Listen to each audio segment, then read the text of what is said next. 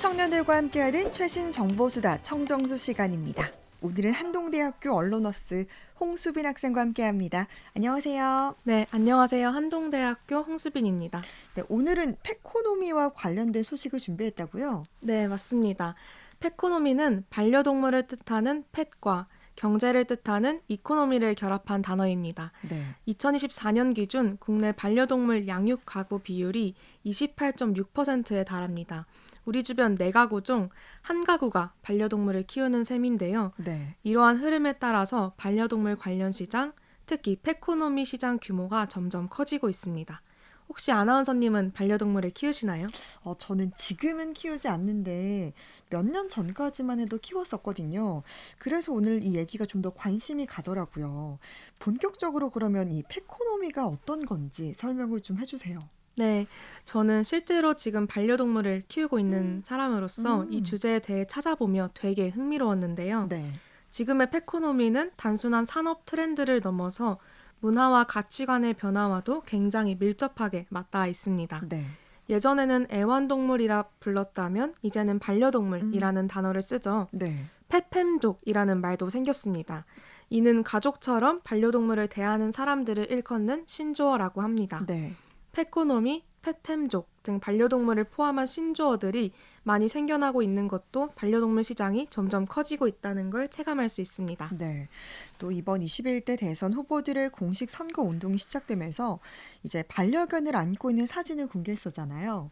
이 반려동물과의 인증샷을 통해 좀 따뜻하고 부드러운 이미지를 전달하고자 했다. 이런 분석도 있는데 그만큼 반려동물을 위한 정책도 많이 나온 것 같아요.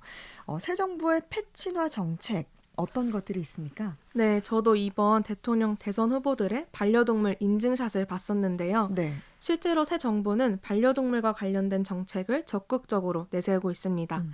이번 이재명 대통령은 반려동물 진료비 표준화, 반려동물 등록제 강화, 공공 반려동물 놀이터 확대 같은 정책들을 추진하고 있습니다. 네. 단순한 이미지 홍보를 넘어서 반려인을 위한 실질적인 변화가 일어나기를 기대하게 되는 것 같아요. 네. 특히 도시 환경에서 반려동물과 함께 사는 인구가 많아지면서 이들을 위한 공공 서비스 확대는 점점 중요해지고 있습니다. 음. 펫도 하나의 가족으로 여기는 만큼 정책도 그에 맞춰 변화되고 있습니다. 네. 특히 수빈 학생 이렇게 뭐 강아지 키우고 있다라고 하셨는데 조금 더 이렇게 공감이 될 것 같아요. 네. 저도 키울 때 보면 병원 한 번 가면 굉장히 돈을 많이 쓰게 되더라고요. 그래서 이 펫 친화 정책, 이번 정부의 펫 친화 정책 중에 좀 특히 와닿았던 부분 있을까요? 네, 모든 정책이 정말 실제로 이루어질 수 있다면 너무 반가운 일이죠. 네. 근데 그 중에서도 아나운서님께서 말씀해 주셨듯이 저도 특히 반려동물 진료비 표준화 그리고 공공동물병원 확대 정책이 가장 먼저 눈에 띄었는데요. 네. 저도 사실 아직 반려견을 키운 지 1년도 안 됐고 아주 작은 아기 강아지를 키우고 네. 있는데요. 처음 강아지를 키우기 시작할 때 병원비가 생각보다 너무 비싸서 정말 음. 놀랐습니다. 네. 예방 접종도 한두 번이 아니라 여러 차례 해야 맞아요. 하더라고요. 네. 안 하자니 나중에 아프면 병원비가 더 든다고 하고 네. 무엇보다 강아지가 아프면 제가 너무 속상할 것 같아서 결국 다 했습니다. 네. 그때 반려인을 위한 제도가 정말 필요하겠구나 절실하게 느꼈습니다. 네. 정말 꼭 필요한 정책들이 하나둘씩 나오고 있는 것 같아서 정말 반가운데요. 기업과 SNS에서도 좀 관련 캠페인을 좀 진행하더라고요. 네, 맞아요. 가장 먼저 눈에 띄는 건 자동차 기업이 진행한 반려견 헌혈 캠페인입니다. 네. 반려견도 헌혈이 필요하다는 사실이 많은 분들에겐 생소하실 것 같아요. 그렇죠. 한 자동차 기업이 2019년부터 진행한 이 캠페인은 국내 반려견 혈액 부족 문제를 사회적으로 알리기 위해서 시작됐습니다. 네. 헌혈이 필요한 동물들이 있음에도 불구하고 헌혈견 숫자가 너무 부족하다는 사실에 주목한 거죠. 네. 이 기업은 직접 반려견 헌혈카를 운영하고 반려견 보호자들에게 헌혈 참여를 유도하면서 사람만이 아니라 반려견도 아, 다른 생명을 살릴 수 있다는 따뜻한 메시지를 전했습니다. 네. 단순한 마케팅이 아니라 반려동물과의 공존을 고민하는 진정성 있는 시도로 많은 반려인들에게 감동을 줬습니다. 네, 정말 맞습니다. 이게 단순한 마케팅을 넘어서 생명에 대한 진심이 느껴지는 것 같아서 인상이 참 깊은데요. 요즘 SNS나 모바일 플랫폼, 심지어 보니까 항공사에서도 반려동물을 위한 서비스가 눈에 띄더라고요. 어떤 내용들이 있는지 좀 소개해 주세요. 네, 맞습니다. 먼저 요즘은 사람 생일만큼이나 반려동물의 생일이나 입양일을 챙기는 분들이 정말 네. 많아졌는데요.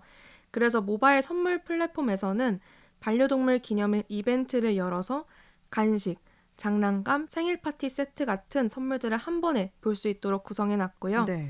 MZ세대의 정서에 맞춘 이런 기획은 반려동물과의 추억을 특별하게 만들어주는데 큰 역할을 했습니다. 네. 또한 5월 5일 어린이날을 맞아서 한 반려동물 브랜드는 게린이날 특별 프로모션도 진행했습니다. 네. 전 제품을 최대 78%까지 할인했고 일부 인기 상품은 하루 3번 100원 특가로 판매돼서 큰 화제가 되기도 했습니다. 네. 또한 요즘은 반려동물과 여행도 같이 가는 음. 사람들이 많아지면서 네. 항공사의 제도도 변화하고 있습니다. 음. 한 항공사는 반려동물 기내 탑승 가능 무게를 원래는 7kg였는데 네. 9kg까지 늘리고 오. 연간 무제한 탑승이 가능한 펫 멤버십도 새로 출시했습니다. 네. 이는 전용 케이지, 쿠션, 수화물 혜택까지 포함되어 있어서 진짜 가족처럼 음. 반려견과 함께 여행을 떠날 수 있게 된 거죠. 네, 정말 반가운 소식이에요. 여행을 가면서 같이 갈 수 있고, 또 저도 이 반려견을 위한 생일 케이크 제작하는 것도 봤거든요.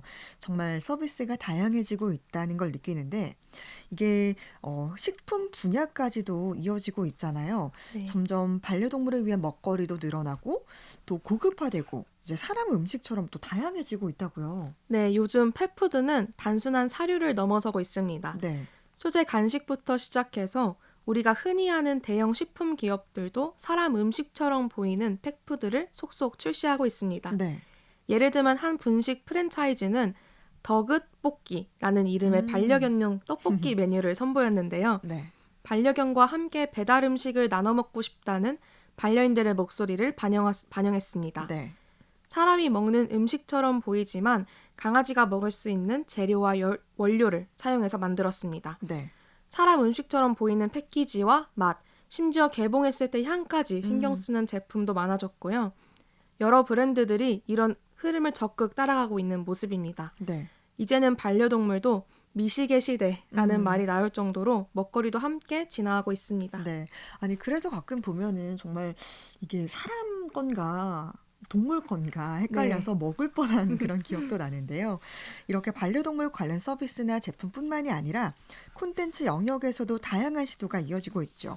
특히 SNS에서 보면은 이제 반려동물의 행동을 관찰하거나 또 놀라게 하는 챌린지 콘텐츠 있잖아요. 네, 대표적인 게 휴지벽 챌린지, 투명벽 챌린지 같은 영상 콘텐츠들이 있는데요. 네. 벽처럼 쌓아놓은 휴지나 투명 비닐막을 설치해두고 음. 반려동물이 그걸 어떻게 통과하거나 네. 반응하는지를 촬영하는 건데요.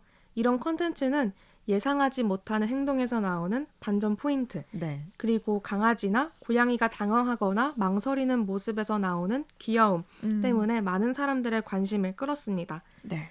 이 챌린지가 실패하든 성공하든 음. 웃음을 유발하는 요소가 있고 짧은 영상 안에 반려동물의 개성이 드러나기 때문에 SNS 알고리즘에서도 확산력이 굉장히 높은 콘텐츠 중 하나였습니다. 네. 저도 이 휴지벽 챌린지 영상을 봤는데 이게 보다 보니까 계속 중독돼서 보게 네. 되더라고요. 그러면서 막 한 분은 강아지를 여러 마리를 키우는데 그 강아지도 이 성향별로 네. 넘어가는 방향과 막 생각하는 것들이 맞습니다. 너무 네. 달라서 참 몰입해서 보게 됐던 기억이 납니다. 이렇게 이제 반려동물을 위한 서비스, 음식, 콘텐츠까지 정말 진화하고 있다라는 게 느껴지는데요. 이렇게 이제 관련 시장이 커지는 만큼 모든 흐름이 항상 환영받는 게 아니잖아요. 일부에서는 펫코노미에 대해서 좀 다른 반응을 보이는 사람들도 있지 않나요? 맞습니다. 펫코노미가 점점 커지면서 사회 전반이 반려동물 중심으로 돌아가는 느낌을 받는 분들도 계세요. 네. 특히 반려동물을 키우지 않는 사람들 입장에서는 이제는 광고도 공간도 서비스도 모두 반려동물 위주라며 약간의 피로감을 음, 느끼기도 합니다. 네. 카페나 쇼핑몰에서 반려동물 전용 공간이 점점 늘어나는 걸 보면 음, 소비자로서 배제된 느낌이 든다고 음, 하더라고요. 네. 물론 반려동물과 함께 살아가는 문화는 분명히 중요한 흐름이지만 그에 못지않게 반려동물을 키우지 않는 사람에 대한 배려나 균형 잡힌 접근도 네. 필요하다는 목소리가 있습니다. 음. 펫코노미가 진짜 성숙하려면 반려인뿐 아니라 모두를 고려한 서비스가 필요하다는 지적도 충분히 일리 있다고 생각합니다. 네, 정말 충분히 공감합니다. 이렇게 얘기를 나누다 보니까 이제 반려동물이 단순히 동물이 아니라 가족이자 동반자다라는 게 느껴지는데요. 특히 요즘 세대가 이렇게 반려동물과 더 깊은 감정적 유대를 형성하고 있는 것 같은데 이유가 있을까요? MZ세대는 코로나19 이후 특히 관계와 정서적 안정을 중요하게 생각하게 된 세대입니다. 네. 실제로 한 조사에 따르면 코로나 이후 MZ세대가 중요하게 생각하는 사회 이슈 중 반려동물이 6위에 오, 올랐을 정도입니다. 네. 집에 머무는 시간이 늘어나면서 반려동물은 외로움과 불안감을 달래주는 존재였고 네. 그 경험이 지금까지 이어져서 강한 유대감을 갖고 있다는 거죠. 음. 이제는 반려동물이 단순히 귀엽다는 감정이 아니라 함께 살아가는 존재로 인식하는 흐름이 강해진 겁니다. 네. 정말 이 반려동물과 함께 살아가는 문화가 하나의 삶이 되어가고 있다는 게 느껴지는데요. 그 안에서 이제 우리가 진짜 중요하게 생각해야 할 건 존중과 또 공존의 태도가 아닐까 싶습니다. 네, 반려동물을 키우는 사람도 키우지 않는 사람도 서로의 삶을 이해하려는 태도가 가장 중요한 것 같습니다. 음, 특히 요즘처럼 반려동물이 점점 가까운 존재가 되어가는 세대일수록 음. 우리가 소비하는 서비스나 컨텐츠가 누군가의 생명을 다루는 일이기도 한다는 걸 잊지 않아야 할 것 같습니다. 네. 오늘 펫코노미에 대해서 이야기 나눴습니다. 언로너스 한동대학교 홍수빈 학생과 함께 했습니다. 고맙습니다. 네, 감사합니다.